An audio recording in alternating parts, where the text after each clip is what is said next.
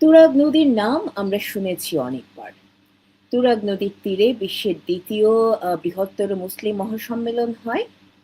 নদীটি এখন খানিকটা জীর্ণ, কিন্তু একসময় এই নদীটি ছিল প্রবলভাবে প্রবহমান। স্থানীয়রা কেউ কেউ বলে তুর্কি শব্দ তুর্ক বা ঘোড়া থেকে এই নামের উৎপত্তি। একসময় ঘোড়ার মতোই চঞ্চল, অস্থির ছিল এই নদীটি। তুরাগের আদি নাম ছিল গহরদরিয়া, যার অর্থ ছিল কষ্টের নদী বা বিষণ্ণতার নদী। বিএনপি আর তারেক রহমানের সরকার এই নামটাই আবার বাংলাদেশকে মনে করিয়ে দিল। 2019 সালে এক যুগান্তকারী রায়ের মাধ্যমে তুরাগ নদীকে লিভিং এন্টিটি বা জীবন্ত সত্তা হিসেবে ঘোষণা দেওয়া হয়েছিল। বলা হয়েছিল একজন জীবন্ত মানুষ বা প্রাণী যেই অধিকার পায়, এই নদীটিও সেই অধিকার পাবে। সেই জীবন্ত সত্তা সাক্ষী হয়ে রইল এখন পর্যন্ত 3টা খুন হয়ে যাওয়া মানুষের। তাদের অপরাধ, তারা আওয়ামী লীগের কর্মী ছিলেন। তুরাগ নদীর মতোই আওয়ামী লীগের ওপর হওয়া হত্যাকাণ্ডও কিন্তু প্রবহমান একটি জীবন্ত দলিল। জুলাই 2024 থেকে আওয়ামী লীগের ওপর যে গণহত্যা শুরু হয়েছিল জামাত, বিএনপি আর মোহাম্মদ ইউনূসের যৌথ প্রযোজনায়, মোহাম্মদ ইউনূসের যোগ্য উত্তরসূরি তারেক রহমানের আমলে এসে সেই প্রক্রিয়া আরো বেগবান হয়েছে। তারেক রহমান তিনি প্রধানমন্ত্রী হিসেবে শপথ নিয়েছেন 2026-এর 17ই ফেব্রুয়ারি। তো আওয়ামী লীগের ওপর গণহত্যার একটি অংশ হিসেবে আওয়ামী লীগের ওপর হত্যাযজ্ঞ তো এতদিন ধরে চলছেই। আমি আজকে আপনাদেরকে একটু দেখাবো যে তিনি তারেক রহমান প্রধানমন্ত্রী হিসেবে শপথ নেওয়ার পর থেকে আওয়ামী লীগের ওপর নেতা কর্মীদের ওপর যে হত্যাযজ্ঞটি চলছে তার একটি ক্ষুদ্র চিত্র। আমি এই হত্যাযজ্ঞের পুরো বর্ণনা আপনাদেরকে দেখাতে পারছি না, অনেক দীর্ঘ হয়ে যাবে, কিন্তু তার কিছু স্ন্যাপশট আপনাদেরকে দেখাচ্ছি। একদম শুরু করছি ফেব্রুয়ারি 2026 থেকে।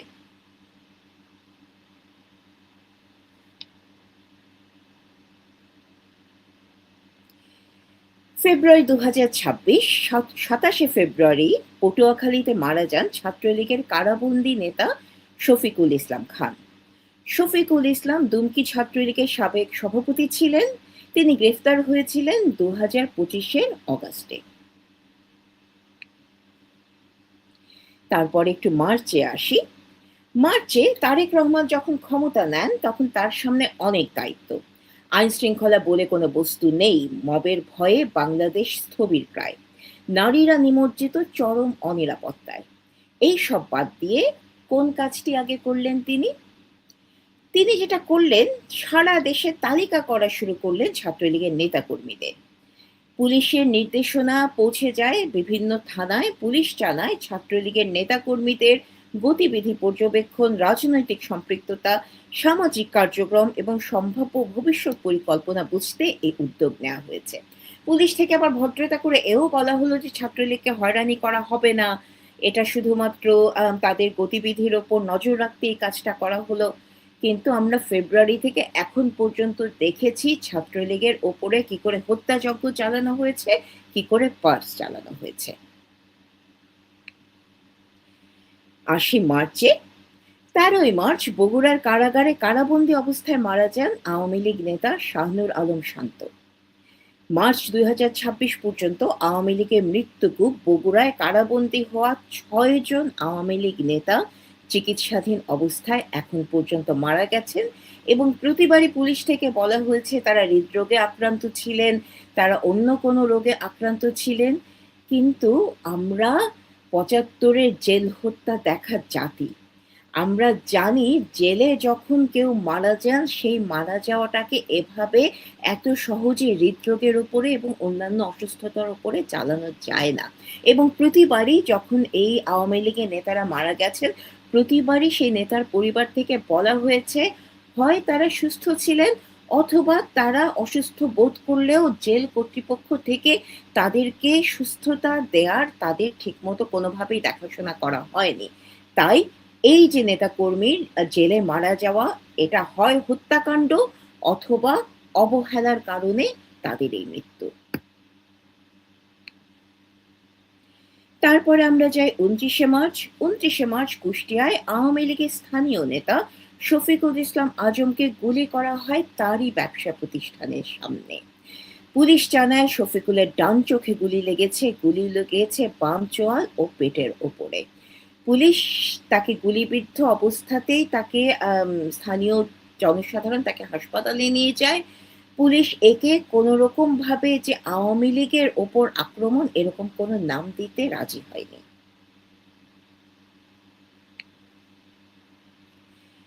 এপ্রিল 2026, 14 এপ্রিল পহেলা বৈশাখের উৎসবে ব্যস্ত যখন সবাই, তখন ময়মনসিংহ মেডিকেল কলেজ হাসপাতালে মারা যান জামালপুর জেলা কারাগারে বন্দী আওয়ামী লীগ নেতা জিয়াউল হক জিয়া। জানুয়ারি 2026 থেকে জেলবন্দী ছিলেন তিনি। সেই একই মাসে 2 যুগ আগে হওয়া 1,25,00,000 টাকা আত্মসাৎ অভিযোগের মামলায় আওয়ামী লীগের প্রবীণ নেতা ও সাবেক মন্ত্রী তোফায়েল আহমেদের বিরুদ্ধে 19 এপ্রিল গ্রেপ্তারি পরোয়ানা জারি করে আদালত। আমাদের অশেষ সৌভাগ্য, তোফায়েল আহমেদকে জেলে নেওয়া হয়নি এবং তার হাত পড়া লাশের ছবি আমাদেরকে দেখতে হয়নি। আমরা অনেকবার দেখেছি সম্মানিত মুক্তিযোদ্ধা, বীর মুক্তিযোদ্ধা, আওয়ামী লীগ নেতারা জেলের ভেতরে মারা গেছে। এমনকি সাংবাদিকেরা যখন মরদেহের ছবি তুলছেন তখন পর্যন্ত পুলিশেরা সেই হাতকড়াটা পর্যন্ত মরদেহ থেকে খোলেনি। তারপরে আসি মে 2026-এ। 12 মে চট্টগ্রামের সাগরিকা ফ্লাইওভারে ঝুলন্ত অবস্থায় উদ্ধার করা হয় ছাত্রলীগ নেতা কাউসার আহমেদের মৃতদেহ। পুলিশ মামলা করে অপমৃত্যুর। তবে কাউসারের পরিবার ও ছাত্রলীগের নেতাকর্মীরা বলেন কাউসারকে খুন করে ফ্লাইওভারে লাশ ঝুলিয়ে রাখা হয়। এই যে মেরে ফ্লাইওভারে লাশ ঝুলিয়ে রাখা, এটা কাদের সিগনেচার স্টাইল? কারা জুলাই অগস্টে 2024-এ এই কাজ করেছিল সেটা আপনাদের মনে আছে তো? তারপরে কি কাউসারের মৃত্যু নিয়ে আপনাদের মধ্যে কোনো রকমের কোনো সন্দেহের অবকাশ আছে? আমার তো নেই। একটু ফিরে যাই ডিসেম্বর 2024-এ। দেয়ালে জয় বাংলা লেখা নিয়ে মৃত্যু আমরা দেখেছি। 5ই অগাস্টে ক্ষমতার পট পরিবর্তনের পরে সবচেয়ে বেশি আঘাত যার ওপর আসলো সেটা হলো মুক্তিযুদ্ধ, বাংলাদেশের স্বাধীনতা, জয় বাংলা, বঙ্গবন্ধু, এই জিনিসগুলোর ওপরে। দেয়ালে জয় বাংলা লেখার অপরাধে 17 ডিসেম্বর 2024-এ চাঁপাইনবাবগঞ্জের নাচলে মাসুদ রানা এবং রায়হান নামে ছাত্রলীগের দুজন খুবই তরুণ নেতা কর্মীকে কুপিয়ে হত্যা করা হয়। সেই একই ঘটনার পুনরাবৃত্তি আমরা দেখলাম মেতে। 16 মে 2026-এ একটা বেদনা বিধুর ঘটনা হয়। সেখানে উখিয়ার একটি দেয়ালে জয় বাংলা, জয় বঙ্গবন্ধু লেখা নিয়ে সামাজিক যোগাযোগ মাধ্যমে শুরু হয় তর্ক বিতর্ক। এরই জের ধরে ছাত্রলীগ কর্মী মোহাম্মদ ইউনুস এবং আব্দুর রহমানের উপর হামলা চালায় বিএনপি 7-8 জন নেতাকর্মী। ছেলেকে বাঁচাতে আব্দুর রহমানের মা সৈয়দা খাতুন ঢাল হয়ে দাঁড়ান বিএনপি নেতাকর্মীদের সামনে। বিএনপি সন্ত্রাসীরা লাঠি দিয়ে আঘাত করে সৈয়দা খাতুনকে। সন্তানকে বাঁচাতে গিয়ে, জয় বাংলার সম্মান রক্ষা করতে গিয়ে সৈয়দা খাতুন সেখানেই মারা যান। তারপর 16 মে চট্টগ্রামের সীতাকুণ্ডে বাড়ির কাছে ছাত্রলীগের এক নেতা জাকারিয়া হাসান জিলহানকে কুপিয়ে জখম করে দুর্বৃত্তরা। তার শরীরে বিভিন্ন স্থানে ধারালো দায়ের 9 থেকে 10টি কোপের আঘাত ছিল এবং তাকে যারা চিকিৎসা দিচ্ছিলেন সেই চিকিৎসকেরা বলছিলেন ক্ষত এত গভীর যে তার শরীরে সেলাইটা পর্যন্ত বসানো যাচ্ছে না। তারপরে আসি আমাদের বর্তমান মাস জুনে। 9 জুন ময়মনসিংহের গফরগাঁওয়ে নিজের 23তম জন্মদিনের কেক কেটে ফেরার পথে রড দিয়ে পেটানোর পাশাপাশি ধারালো অস্ত্র দিয়ে হত্যা করা হয় নাহিয়ান রবিনকে। পরিবার জানায় ছাত্রলীগের রাজনীতির সঙ্গে যুক্ত থাকায় হত্যা করা হয়েছে তাকে। যার তার ছবি দেখছেন আপনারা, খুবই একটু তরুণ একটা ছেলে, তার বয়স হয়েছিল মাত্র 23। সেই তরুণ ছেলেটিকেও হত্যা করতে বাধেনি তাদের।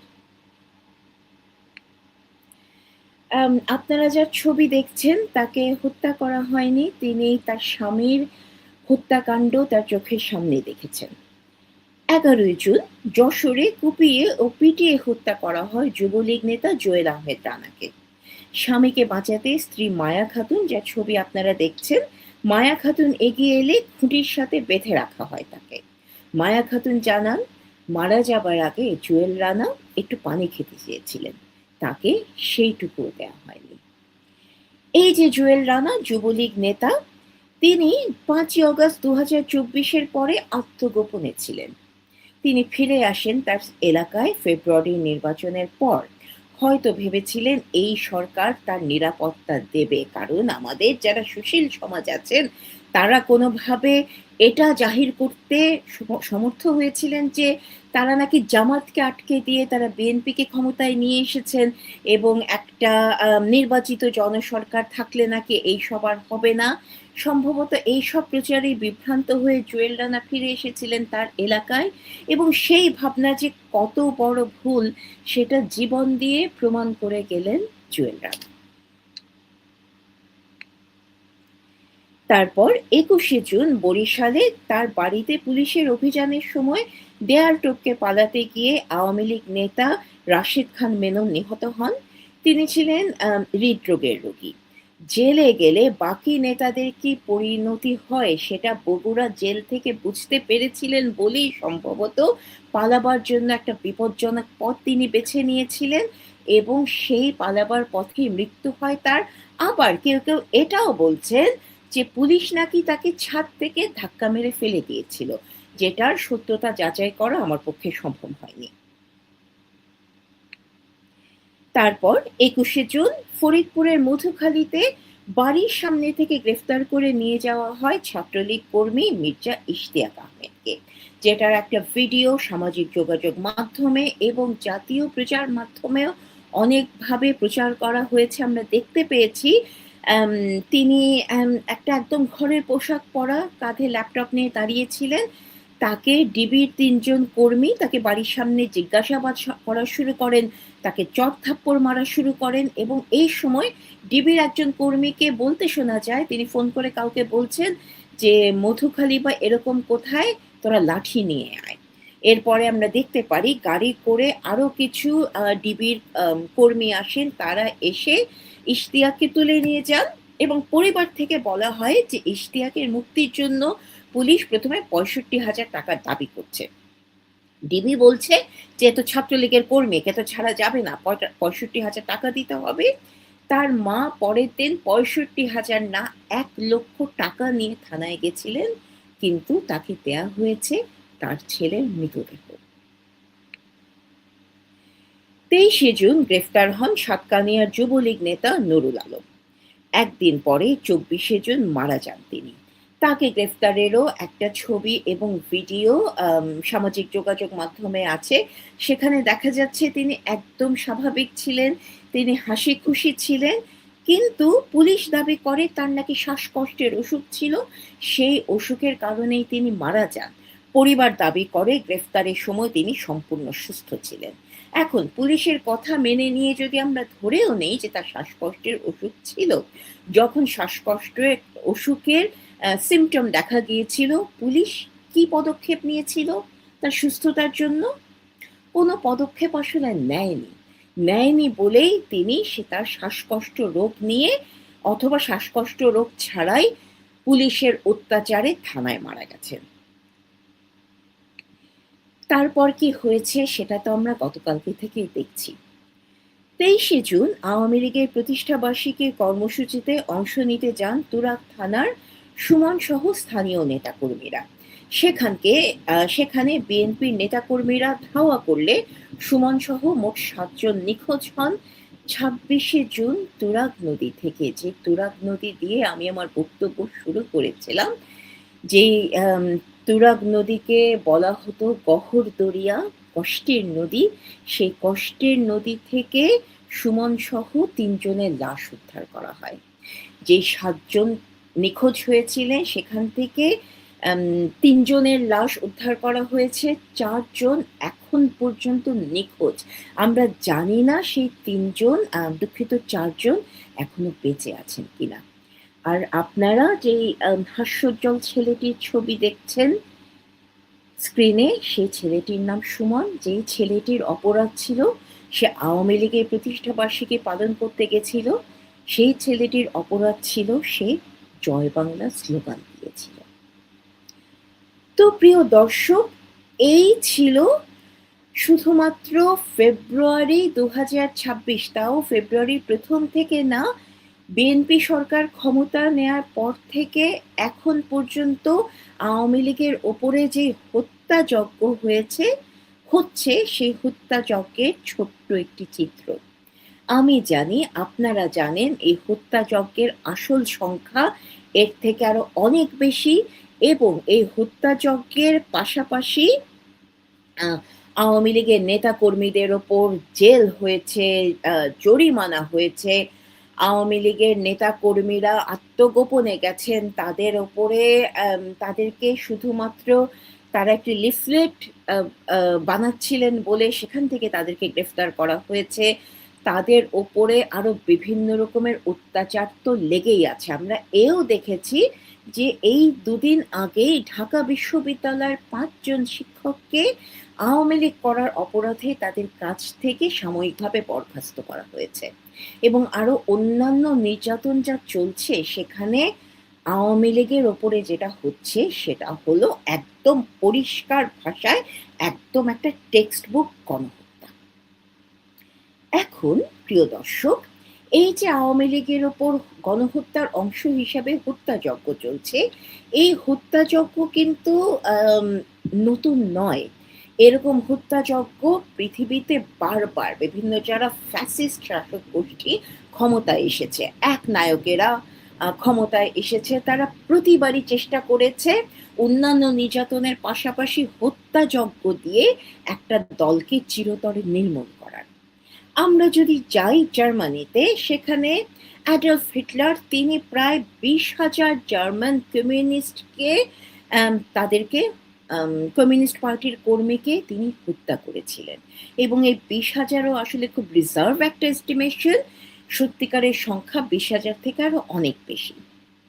তারপরে আপনারা যদি মনে করতে পারেন মোহাম্মদ ইউনূস যেটা করেছিলেন, যখন মোহাম্মদ ইউনূসকে বলা হলো যে হিন্দুদের ওপর অত্যাচার চলছে, তখন তিনি বলছেন না না না, হিন্দুদের ওপর তো হিন্দু বলে অত্যাচার হচ্ছে না, অত্যাচারটা হচ্ছে তারা আওয়ামী লীগ করতো বলে।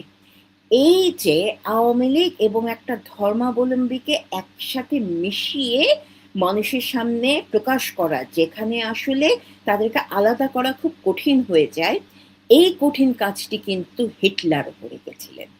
হিটলার যেটা করেছিলেন, তিনি একটা নির্দিষ্ট জনগোষ্ঠীকে তিনি বলতেন জুডিও বলশেভিক, এবং জুডিও বলশেভিক নাম দিয়ে তাদেরকে হত্যা করা হতো। এবং তাদেরকে কি তাদের ধর্মের কারণে হত্যা করা হয়েছে নাকি তাদের কমিউনিস্ট পরিচয়ের কারণে হত্যা করা হয়েছে, এই জিনিসটা তখন নির্ধারণ করাটা দুরূহ ছিল। এবং একই কাজ মোহাম্মদ ইউনূস করেছেন, একই কাজ এখন করছেন জনাব তারেক জিয়া। এখন এই যে হত্যাযজ্ঞ, এই যে গ্রেফতারের একটা মহোৎসব, কোনোভাবে আওয়ামী লীগকে দাবিয়ে রাখা, এই দাবিয়ে রাখার লাইসেন্স না তারা পেলেন কোত্থেকে? তাদের একটা তথাকথিত লাইসেন্স আছে, সেই তথাকথিত লাইসেন্সটা হলো আওয়ামী লীগ নাকি নিষিদ্ধ দল। এখন আপনারা কি আসলে মনে করতে পারেন যে ঠিক কিভাবে আওয়ামী লীগকে নিষিদ্ধ করা হয়েছে? এখন একটা রাজনৈতিক দলকে নিষিদ্ধ করার কিন্তু বিভিন্ন নিয়ম আছে। বিভিন্ন আন্তর্জাতিক যে সংস্থাগুলো, সেই আন্তর্জাতিক যেমন ইন্টারন্যাশনাল পার্লামেন্টারি ইউনিয়ন, তাছাড়া আর অন্যান্য যেসব সংগঠন আছে, তাদের কিন্তু নির্দিষ্ট নীতিমালা আছে যে কিভাবে একটা রাজনৈতিক দলকে নিষিদ্ধ করা যায়, এবং সেই রাজনৈতিক দলকে নিষিদ্ধ করার একটা প্রধানতম টুল হলো সেই রাজনৈতিক দলকে আত্মপক্ষ সমর্থনের সুযোগ দিতে হবে। সে আত্মপক্ষ সমর্থনের সুযোগ কি আওয়ামী লীগকে দেওয়া হয়েছে? দেয়া হয়নি। আমরা যেটা দেখলাম যে এনসিপি এবং আরো বিভিন্ন ইসলামিক দলগুলো তারা যথারীতি তারা একটা মব সৃষ্টি করেছে, মব সৃষ্টি করে তারা স্লোগান দিয়েছে, এবং সেই স্লোগানের ভাষণটা শুনুন যে গোলাম আজমের বাংলায় শেখ মুজিবের ঠাঁই নাই। এই সব ভাষণ দিয়ে তারা সরকারকে বলেছে যে আওয়ামী লীগকে নিষিদ্ধ করতে হবে। তারও আগে এরকমই কাণ্ডকারখানা করে তারা বলেছে ছাত্রলীগকে নিষিদ্ধ করতে হবে এবং কোনো রকমের কোনো আইনি উপায়ে না গিয়ে সন্ত্রাস বিরোধী আইনের ছুতো ধরে ইউনূস সরকার আওয়ামী লীগকে নিষিদ্ধ করে দিল। তখন আবার তারা বলল যে না, না, আওয়ামী লীগকে নিষিদ্ধ করা হয়নি, আওয়ামী লীগের কার্যক্রম নিষিদ্ধ করা হয়েছে। কারণ মোহাম্মদ ইউনূসকে যখন আম প্রশ্ন করা হয়েছিল চ্যাটাম হাউসে, ইংল্যান্ডে প্রশ্ন করা হয়েছিল এবং আন্তর্জাতিক মহলে তো আওয়ামী লীগের মতো একটা বড় দলকে নিষিদ্ধ করা, অবশ্যই তারা তো এটাকে স্বাভাবিকভাবে নেবে না। তাই যখন ওনাকে জিজ্ঞেস করা হলো উনি তখন বললেন না, না, আওয়ামী লীগকে নিষিদ্ধ করা হয়নি, আওয়ামী লীগের কার্যক্রম নিষিদ্ধ করা হয়েছে। তারপরে তিনি কাজ আবার বাংলাদেশে করলেন যে আওয়ামী লীগকে পুরোপুরি নিষিদ্ধ করে দেওয়ার মতোই। তারেক রহমান এলেন ক্ষমতায়। তিনি শুধু আওয়ামী লীগকে নিষিদ্ধ করাটাকে বলবৎ রাখলেন তাই না, তার দায়িত্ব ছিল, তিনি সেটা করতে পারতেন, তার দায়িত্ব ছিল আওয়ামী লীগের ওপরে হাস্যকর নিষেধাজ্ঞাটাকে উঠিয়ে দিয়ে আওয়ামী লীগকে রাজনীতির আসরে ফিরে আসার সুযোগ করে দেয়া। কিন্তু তিনি সেটা করেননি, তিনি গেছেন প্রতিশোধ নিতে। কারণ তিনি তো আসলে ইউনূসেরই একটা বর্ধিত অংশ মাত্র। সেই বর্ধিত অংশ হয়ে তিনি যে আওয়ামী লীগের ওপর নিষেধাজ্ঞাটা বলবৎ রাখলেন তা না, আওয়ামী লীগ করলে তাদেরকে শাস্তির আওতায় আনা হবে এরকম একটা ধারাও সন্ত্রাস বিরোধী আইনে তিনি যুক্ত করলেন। তো আবারও বলছি, কোন রকমের আইনি প্রক্রিয়ায় না গিয়ে শুধুমাত্র একটা নির্বাহী আদেশের মাধ্যমে আওয়ামী লীগকে কোন রকম আত্মপক্ষ সমর্থনের সুযোগ না দিয়ে আওয়ামী লীগকে বলা হচ্ছে নিষিদ্ধ দল। এবং এই তথাকথিত নিষিদ্ধ দলকে তারা নিষিদ্ধ করে দিয়েও তারা ক্ষান্ত হননি। তারা যেহেতু জানেন যে আওয়ামী লীগ বাংলাদেশের জলে স্থলে অন্তরিক্ষে সব জায়গায় আছে, তাদেরকে তো একটা কলমের খোঁচা নিষিদ্ধ করা যাবে না, তাদেরকে আসলে নিশ্চিহ্ন করতে হবে। তো তারেক রহমান এখন যেটা করছেন সেটা আসলে আওয়ামী লীগকে নিষিদ্ধ করা নয়। তারেক রহমান এখন যেটা করছেন সেটা হলো আওয়ামী লীগকে নির্মূল করা, আওয়ামী লীগকে এলিমিনেট করা। এবং এই নির্মূলের অংশ হিসেবেই আওয়ামী লীগের উপর গণহত্যা চলছে এবং সেই গণহত্যার অংশ হিসেবেই আওয়ামী লীগের উপরে চলছে এই নৃশংস হত্যাযজ্ঞ। এখন প্রিয় দর্শক, আমরা এখানে কি করতে পারি? আমরা তো দেখেছি তুরাগ নদী কি করে একটা গহর দরিয়া হয়ে গেল। আমরা দেখেছি তুরাগ নদীতে কি করে ভেসে উঠছে লাশের পর লাশ। আমরা দেখেছি আওয়ামী লীগের নেতা কর্মীরা কি করে মারা যাচ্ছেন জেলের ভেতরে, কি করে মারা যাচ্ছেন জেলের বাইরে, কি করে আওয়ামী লীগের নেতা কর্মীদের শুধু হত্যা করেই ক্ষান্ত হচ্ছে না, তারা রীতিমতো সিগনেচার হিসেবে তাদেরকে ফ্লাইওভারে ঝুলিয়ে রাখছে। আওয়ামী লীগকে আসলে সমর্থন করতে হবে না।